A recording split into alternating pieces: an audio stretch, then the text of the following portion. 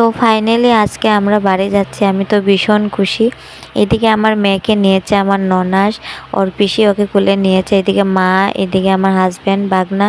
তো গাড়ি নিয়ে এসেছে, গাড়ি ভালো করে সাজাতে পারিনি কারণ খুব তাড়াহুড়ো লাগছিল। তো তাড়াহুড়োর মধ্যে যতটুকু পেরেছে সুন্দর করে সাজিয়েছে, কারণ বেবিকে নিয়ে আমি আর দাঁড়াতে পারছিলাম না, আমার শরীরটা অসুস্থ লাগছিল।